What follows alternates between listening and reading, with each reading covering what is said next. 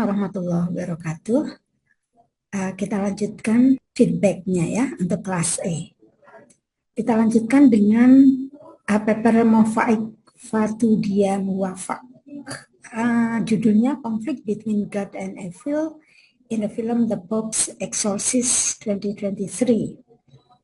Feedbacknya adalah data harus ditampilkan dalam findings and discussion ya. Jadi tidak bisa tiba-tiba membuat analisis atau kesimpulan tanpa berdasarkan pada data. Jadi data masing-masing ditampilkan datanya secara detail kemudian dianalisis. Selanjutnya Minerva Putri, judul papernya adalah The Effect of Flashcards on Vocabulary Development among elementary school students. AI-nya 26%, silakan diturunkan. Yang kedua, research question-nya harus ditulis secara eksplisit di background atau di introduction. Yang ketiga, tulis teori yang dipakai apa. Dan teorinya itu harus dijelaskan ya, dielaborasi. Selanjutnya, paper Moh Abadi yang berjudul Code Switching in Ageng Carlitos TikTok Content, A Linguistic Study of Humor. Paper ini menarik topiknya, tapi susunan artikelnya ini masih kacau balau ya, belum berupa artikel, masih berupa catatan aja. Jadi harus direvisi total ya susunan artikelnya. Yang kedua, teori harus diperjelas dan dielaborasi. Yang ketiga, di bagian metodologi, sumber data harus dicantumkan. Kalau datanya online, cantumkan linknya ya. Kemudian di bagian discussion, findings and discussion, datanya harus ditampilkan satu persatu, kemudian dianalisis. Selanjutnya, paper Muhammad Defri yang berjudul Reimagining Black Lives Matter Through Kindred, a Post-Colonial and Structuralist Analysis of Racial Trauma. Paper ini menarik tapi AI-nya 50%, silakan diturunkan. Yang kedua, ada banyak teori yang ditampilkan di sini.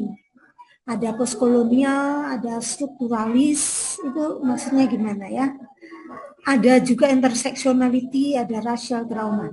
Anda menggunakan teori itu maksimal 2 saja. Gitu. Apa alasan Anda menggunakan postkolonial dan strukturalis? Gitu. Kalau itu tidak relevan dan tidak berkaitan dengan apa yang menjadi riset question, ya tidak perlu ada teori tersebut. Gitu. Jadi yang penting adalah yang keempat nih, bagaimana teori-teori tersebut diaplikasikan di dalam analisis. Selanjutnya paper Nabila Indana yang berjudul Analysis of Informative Functions in Indonesian on the Linguistic Landscape Board of the Faculty of Humanities in Malang. Yang pertama, feedbacknya AI 37%. Yang kedua, penelitian yang sama sudah banyak dilakukan. Jadi Anda harus mendefinisikan apa novelty atau kebaruan penelitian. Selanjutnya Nisa Alifatonah dengan judul Interpretation of Emotional Emptiness in the Song Consumed by Chase Atlantic, A Semiotic Approach. Topik ini menarik. Tapi yang harus Anda perhatikan, teori yang dipakai apa?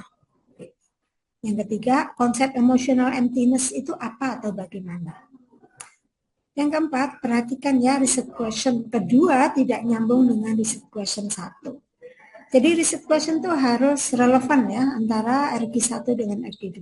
Selanjutnya Regita Rahma dengan judul Speech Act Analysis of the Characters Rani Nisa and Aris in the film Ipar Adalah Mau.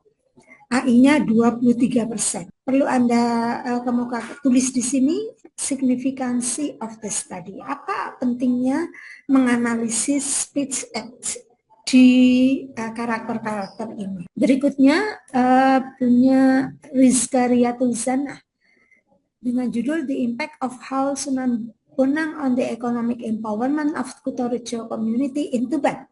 Okay, the topic is interesting, but the AI is 62%. Ya, silakan diturunkan ya, Mbak Rizka.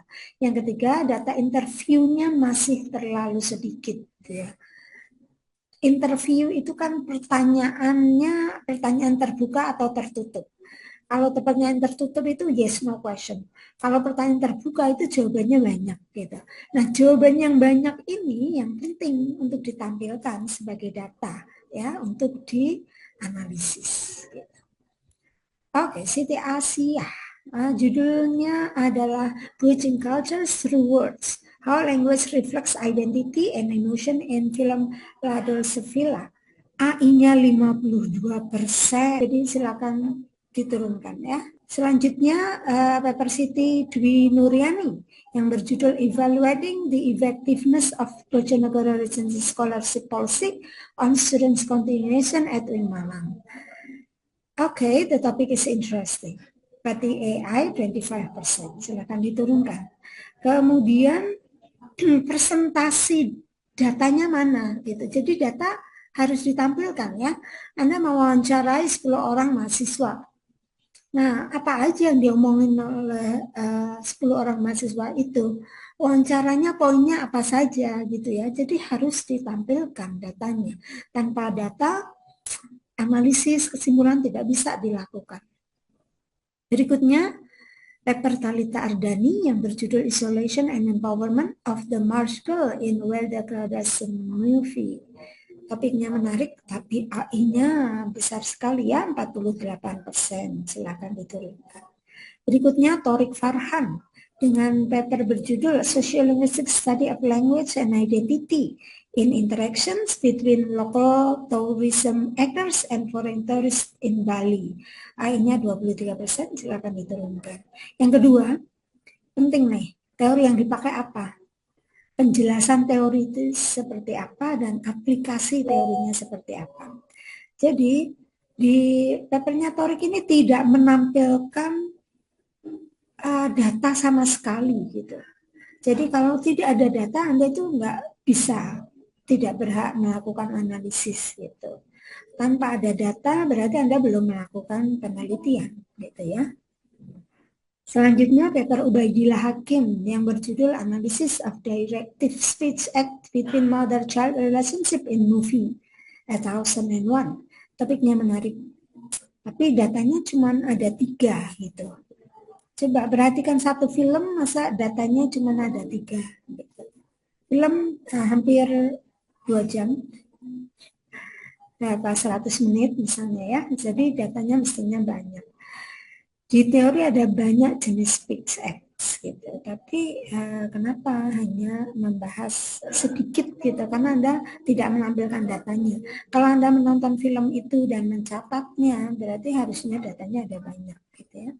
Data perlu ditambah, satu persatu data dianalisis. Selanjutnya, paper Vinka Ersa yang berjudul Analysis of the Implementation of Sebaguloh Activities and the Enthusiasm of Mabna Khadijah Al-Qudra Students. Paper ini menarik. Yang perlu dijawab, Mbak, why the students are not enthusiastic in attending the Sebaguloh? Dijawab dengan data, bukan dengan asumsi atau teori. Nah, dengan data itu maksudnya ketika Anda wawancara ke siswa, Anda tanya mengapa mereka tidak antusias gitu. Mengapa mereka kok males-malesan, mengapa kok mereka ngantuk aja gitu ya. Kelas enggak cukup hanya dengan observasi. Nggak cukup hanya Anda ngelihat aja, Anda perlu wawancara ya untuk mendapatkan data yang lebih mendalam. Selanjutnya punyanya Zanu Mbak Arifah sudah oke. Tidak ada feedback. Paper punya Nurjana, Beyond the Memories, Gender, Body, and Power in Social Context. Ini tidak jelas ya, objek materialnya itu apa, yang di riset itu apa gitu. Yang kedua, riset question 1, body di sini menuju body yang mana? Bodinya siapa gitu ya. Jadi perlu diperjelas, perlu ditulis sinopsisnya dulu kalau itu novel atau apa, film atau apa gitu ya. Karena Nurjana ini kayaknya cuma copy paste ini ya. Jadi harus diperjelas nih objek materialnya apa. Data tidak dipaparkan sama sekali. Lalu Anda langsung membuat analisis tanpa ada data. Ini kan kayak ajaib gitu. Anda menggunakan teori Judith Butler Nah, harus dijelaskan konsepnya seperti apa dan bagaimana penerapannya dalam analisis. Oke, selanjutnya Nadifa virus, the impact of emotional suppression on Lyle's behavior in Tereli's Hujan. AI-nya 25%, silahkan diturunkan. Yang kedua, teori emotional suppression dan emotional regulation teori ini perlu dijelaskan dan dioperasionalkan. Maksudnya adalah bagaimana teori ini diterapkan di dalam analisis.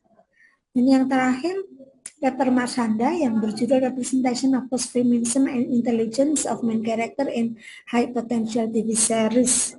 Ini perlu dilihat lagi, dicek lagi ya AI-nya. Karena similarities-nya kecil tapi sebenarnya besar gitu. Karena ini kayak ada, dia menggunakan teknik untuk menghilangkan supaya nggak terdeteksi similarities atau tidak terdeteksi AI. Tapi kalau saya lihat pakai Grammarly itu kelihatan sekali ya. Jadi silakan dicek lagi ya. Nggak boleh copy paste langsung gitu. Yang kedua, riset question yang kedua, Anda menanyakan intelligence melalui konsep postfeminisme. Itu maksudnya apa? Padahal Anda menggunakan intelligence dengan teori yang berbeda. Oke, saya kira that's all for the feedbacks.